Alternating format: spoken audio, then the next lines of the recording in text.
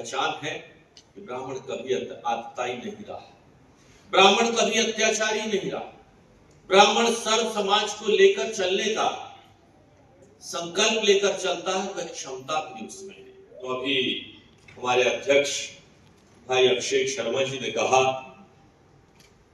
कि वो सिर्फ ब्राह्मण नहीं, संस्कारों की एक संचित पूंजी, जिनके पिता जिनके दादा राष्ट्र स्वयंसेवक संघ के संचालक रहे हो, विद्यार्थी परिषद से जिन्होंने अपनी शिक्षा प्राप्त की हो, तो ये संस्कार तो आते ही हैं। और यही ब्राह्मण की पहचान और यही ब्राह्मण की ताकत है कि हमारे इष्ट देव भगवान परशुराम पर तरह तरह के लांछन लगे।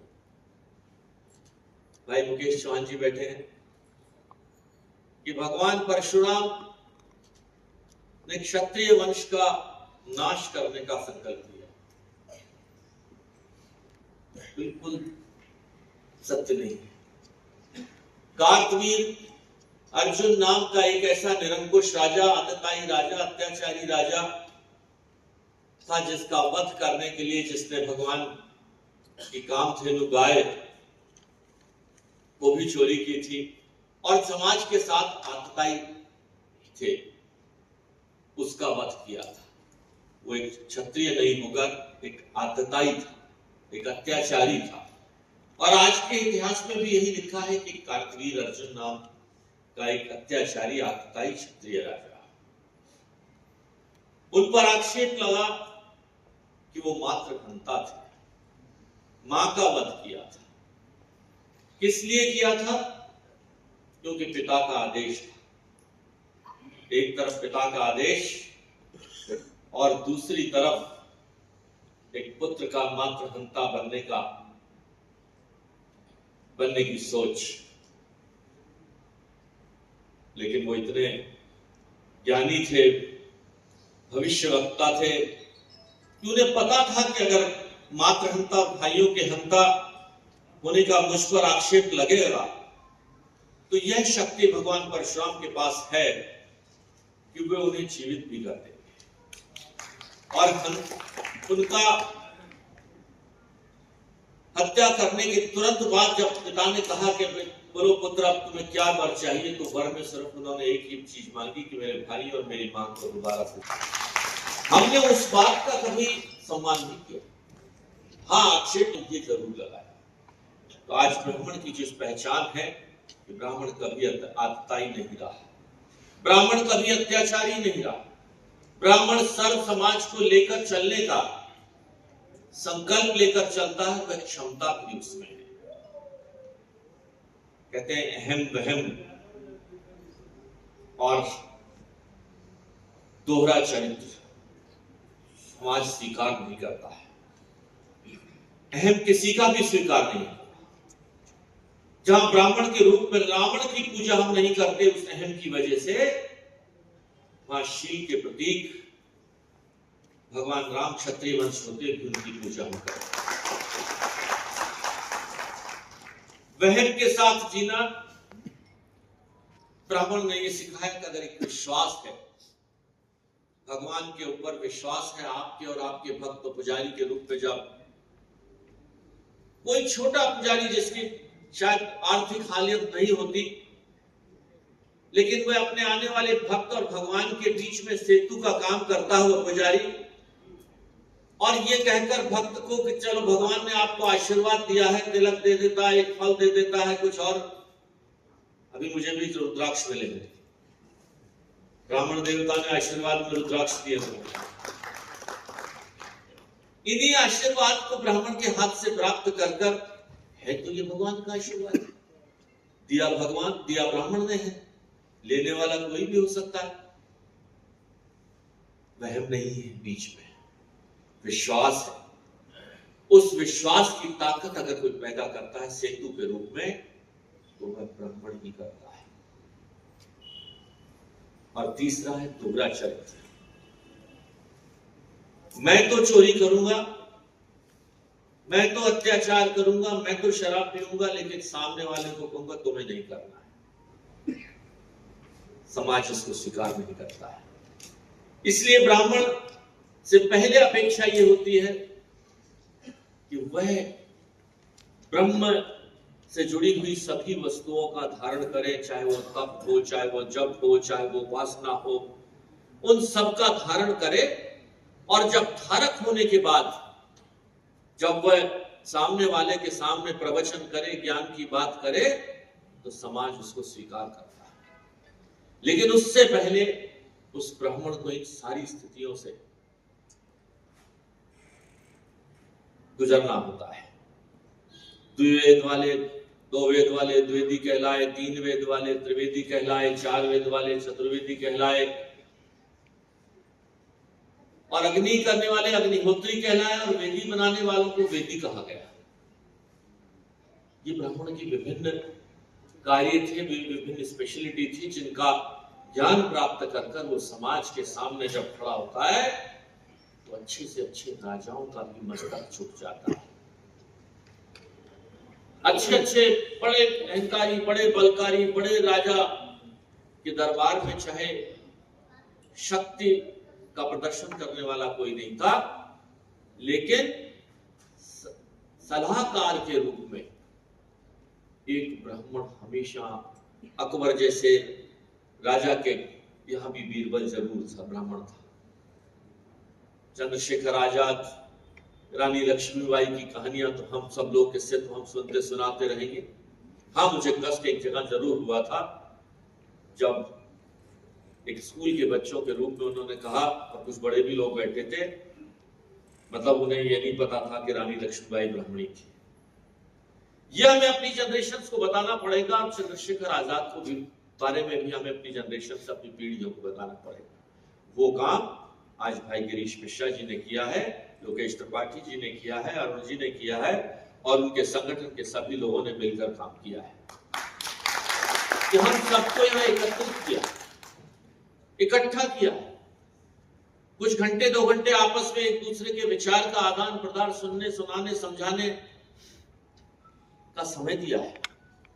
और आपके सामने उपस्थिति है अपने ब्राह्मण समाज के वो प्रतिनिधि लोग, हमारे दोनों नेता हमारे बीच। परिवार में एक टीचर की पोती और एक डॉक्टर की बेटी, लेकिन हमारे जो संस्कार, आज मैं गर्व से कहती हूं कि मैं एक सनातनी हूं, इस महान देश की एक पुत्री हूं। और अभी श्रीचंद शर्मा जी ने इतनी खूबसूरत तरीके से, मेरे ख्याल से एक टीचर की एक कला होती है, कितनी अच्छे तरीके से वो ज्ञान को पहुंचाते हैं सबको। अपने बाबा की, मेरे दादाजी स्वर्गीय कैलाश चंद शर्मा जी की याद आज उन्होंने दिला दी मुझे। एक संयुक्त परिवार में रहते हुए जो संस्कार हम सबको मिले, और बार बार मुझे याद है मैं डीपीएस में पढ़ती थी, और हमारे यहाँ अंग्रेजी बोलने पर, मैं खुद ही मॉनिटर थी क्लास की, पढ़ने में थोड़ी तेज थी तो फटाफट मॉनिटर बना दिया गया, और बोला जाता था कि जो हिंदी बोले उसका नाम लिख लेना और टीचर को बता देना। लेकिन हमारे संस्कार, हमारे घर, हमारे परिवारजनों ने हमें जो सिखाया था, क्योंकि मेरे दादाजी जो के थे वो रोज हमें कहते थे कि बेटा एक हिंदी का अखबार रोज पढ़ा करो, रोज उसमें सारी चीजें सीखा करो। और जब हम छोटे छोटे थे, जब अस्पताल के किसी फंक्शन में जाते थे तो सभी लोग आते थे, मुझे याद है कलराज मिश्र जी, अडवाणी जी, सभी लोगों को जब हम तिलक करते थे माथे पे, तो वो लहंगे लाचे पहना के हमें छोटे छोटे तैयार करके लेके जाते थे। और जो उनसे बातें बचपन से सुनी, बचपन से अपने परिवार में सभी आसपास लोगों से सुनी और सीखी, तो एहसास हुआ कि हम कितना अपने आप को समझते नहीं हैं और दबाते हैं। लेकिन क्योंकि वो समय ऐसा था जब हमारी सरकारें ऐसी थी जो इस बात को बोलने पे रोक लगाती थी कि बात मत करो, गर्व से मत कहो कि हम सनातनी हैं। हमारे मन में ये थी, लेकिन मैं चाह के भी वो चीज अपने स्कूल में, अपने कॉलेज में बहुत जोर से नहीं कह पाती थी। आज मुझे गर्व है कि मेरा बेटा उसी स्कूल में है, और आज वही स्कूल हिंदी में सारी चीजें कराता है, हिंदी में सब कुछ कराता है। आज वहां वेदों शास्त्रों की बातें होती हैं, ये देख के मुझे गर्व होता है। श्रीचंद शर्मा जी ने बताया कि हम जैसे युवाओं को, मुझे तो मेरे परिवार से बहुत सारी चीजें, बातें सुनने को मिल गई, लेकिन बहुत सारे मेरे ऐसे साथी थे जिन्हें उनकी माताएं डांटती थी कि एक आइसक्रीम वाले से भी, अगर एक टॉफी वाले से भी कुछ खरीदना है, क्यों उससे बात कर रहे हो हिंदी में, अंग्रेजी में बोलो। अपनी सभ्यता, अपनी संस्कृति, हमारे बुजुर्गों ने, हमारे ऋषियों ने हमें जो भी दिया, उसे अंग्रेजों ने, जिन जिन विदेशियों ने हमारे देश में घुसने की और हमें बेवकूफ बनाने की, जैसे उन्होंने बताया कि हमारी संस्कृति को मिटाने की कोशिश की, हम भोलेपन में या सादगी में उसे लेते चले गए। और ये हमारी संस्कृति की खूबसूरती है, हिंदुत्व की खूबसूरती है कि हम हर अच्छी चीज को अपने में समागम करते रहते हैं, लेकिन अपना अस्तित्व, अपनी जड़, अपनी नींव को अगर हम भूल जाएंगे, जैसे उन्होंने कहा कि हम सबसे प्राचीन संस्कृति है, सबसे प्राचीन, लेकिन फिर भी जैसे उन्होंने बताया सबसे विकसित। आज भी विज्ञान जिन चीजों की रिसर्च कर रहा है, आज भी अंग्रेज जिस चीज के सवालों के जवाब ढूंढ रहे हैं, वो हमारे वेदों में है, चाहे वो कोई भी ज्ञान हो। उन्होंने बताया सारे, आप, उन्होंने एग्जाम्पल दे दिया आपको, डिफेंस के सारे सब दे दिए। मैं एक डॉक्टर हूं, स्वास्थ्य की सारी चीजें आज हम सबको बताते हैं। क्यों आपको आईसीयू में गोली खाने की, सर्जरी कराने की जरूरत पड़ती है? अगर आप आयुर्वेद के विज्ञान को मानेंगे, उसकी जो पद्धति है उनको सुनेंगे और उनको समझेंगे और अपनी दिनचर्या में लाएंगे, तो आप बीमार नहीं पड़ेंगे। ये उनका सोच थी उस समय।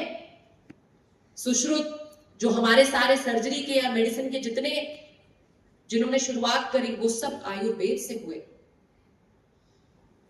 आज हम उसे भूलकर, उनको अपनी दिनचर्या में ना लाकर आज हम बात करते हैं। मुझे कभी कभी दुख होता है, कुछ लोग हमारे को अस्पताल में मिलते हैं, तो हम लोगों ने तो खैर मेडिकल साइंस पढ़ी और हमें वो सारी चीजें बहुत अलग तरीके से पढ़ाएंगे, पर क्योंकि हमारे बाबा थे, तो मुझे याद है मैं बचपन में जली थी, तो वो अपना एक आयुर्वेद का तेल लेके आते थे और आज तक भी निशान नहीं है।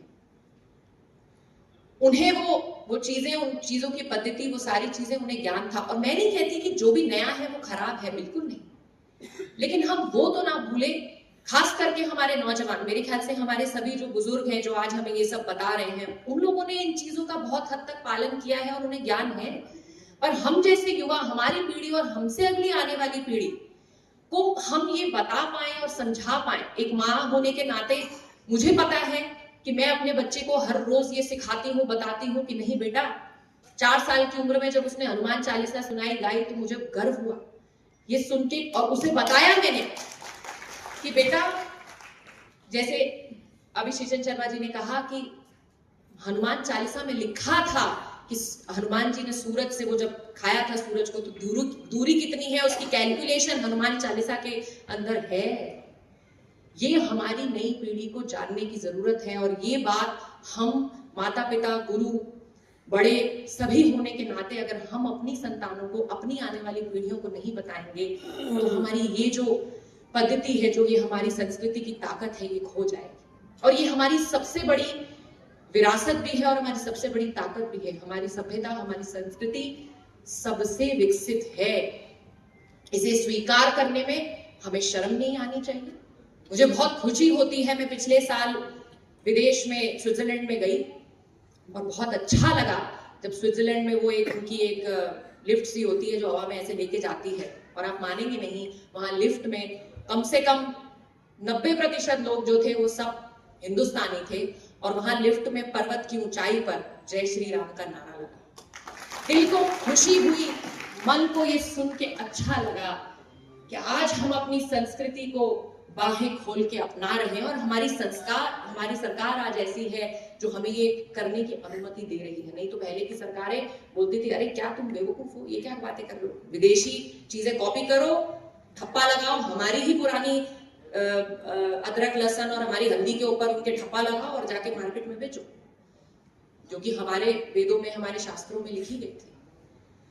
पर ये बात, मैं बहुत छोटी हूं, जैसे मैंने कहा, ये सबके सामने यहाँ बोलने के लिए, लेकिन खासकर मेरे जो युवा साथी पीछे बैठे हैं और जो माताएं बहनें हैं, मेरे ख्याल से हम सब के ऊपर ये दायित्व है। आज हर विदेशी ताकत की नजर है कि भाई ये देश प्रगति क्यों कर रहा है, ये अपनी संस्कृति को वापस, जो स्वर्ण युग था, जो सत्युग था, उसको वापस क्यों उजागर करने की कोशिश कर रहा है। उन्होंने तो नालंदा में सब जला दिया, सब मिटा दिया, कि ये कभी याद भी ना कर सके कि इनके ऋषियों ने क्या कहा था, क्या बताया था। पर आज भी हमारे वो लोगों ने हमें वो याद दिलाया। तो मैं सभी से ये कहती हूँ कि भाई हम सबको योगदान, हर वर्ग, हर उम्र, चाहे स्त्री हो चाहे पुरुष हो, सबको उन सब चीजों को दोबारा हमें समाज में अपने छोटों को याद दिलाना होगा, बताना होगा। तभी हम सब मिलके एक ऐसे देश की रचना कर सकते हैं जहां हर आदमी का योगदान इस देश को, हमारी संस्कृति को आगे बढ़ाने में है।